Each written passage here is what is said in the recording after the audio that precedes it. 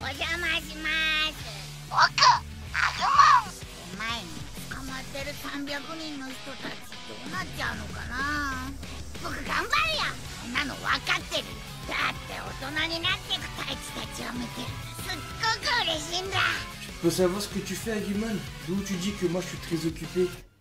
T'es au courant que c'est ma chaîne et pas la tienne? Déjà là que t'es en train d'utiliser un carton pour qu'on te voit à la caméra, donc déjà tu vas me laisser de la place. Hein? Toi tu vas prendre ta place habituelle qui est ici. Voilà. Et laisse-moi place pour faire la review de l'épisode 6 de Digimon Ghost Game.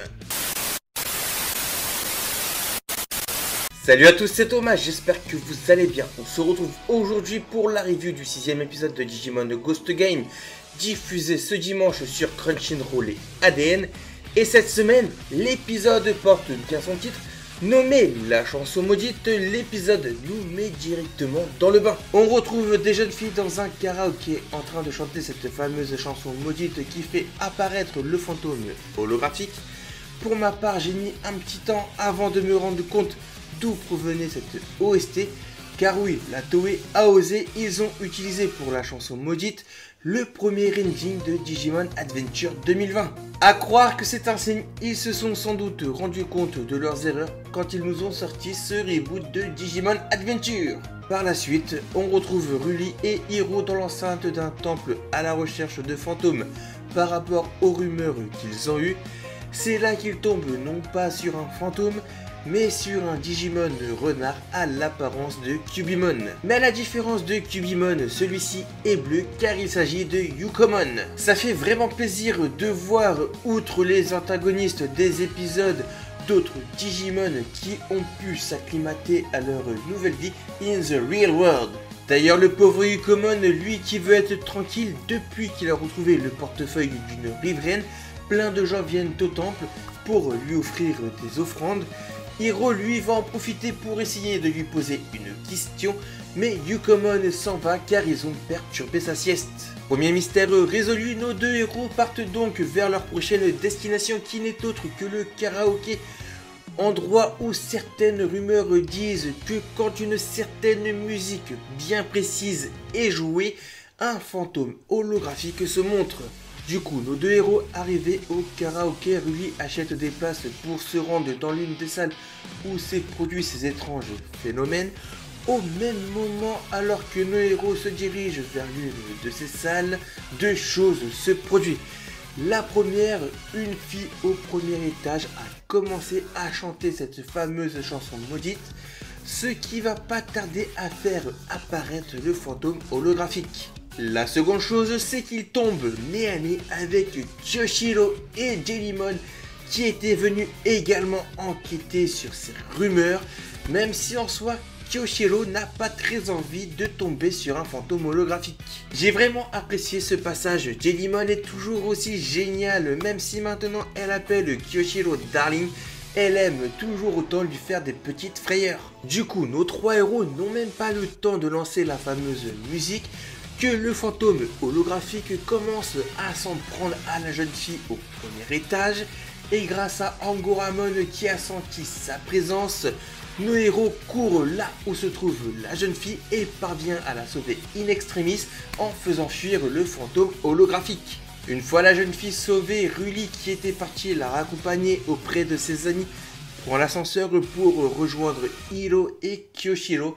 Et comme les choses sont bien faites, la fameuse musique passe en extrait dans l'ascenseur, ce qui fait que Ruli se voit piégé dans l'ascenseur et le fantôme holographique se montre enfin.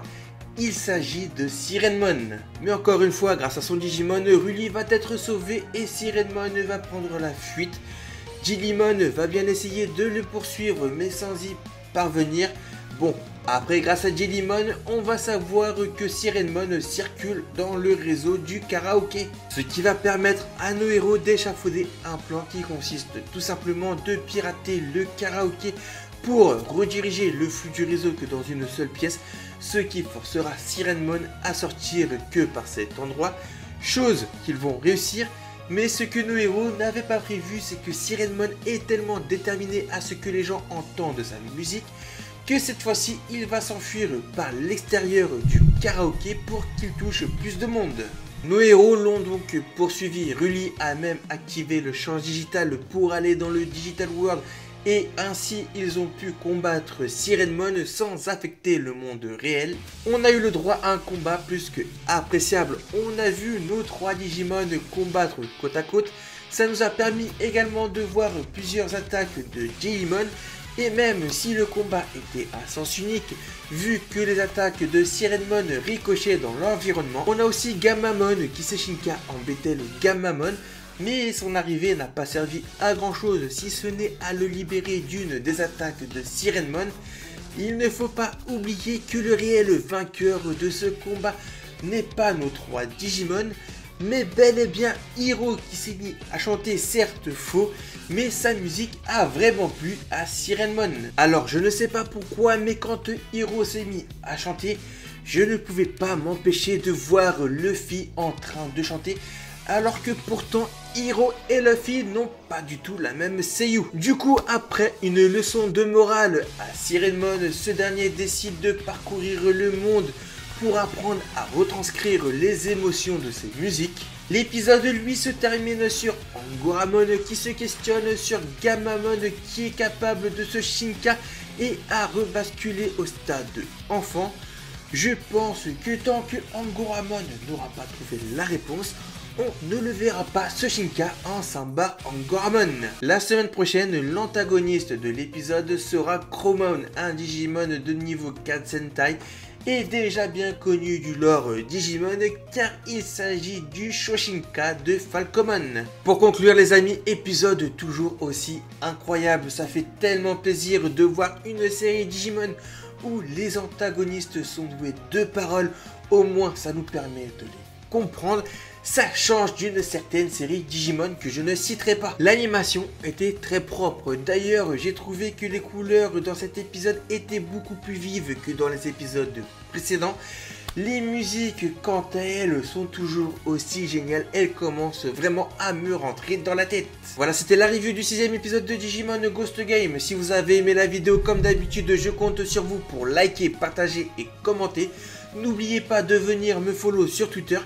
Et surtout de vous abonner à la chaîne YouTube si ce n'est pas déjà fait en activant bien la cloche des notifications si vous ne voulez manquer aucune prochaine vidéo.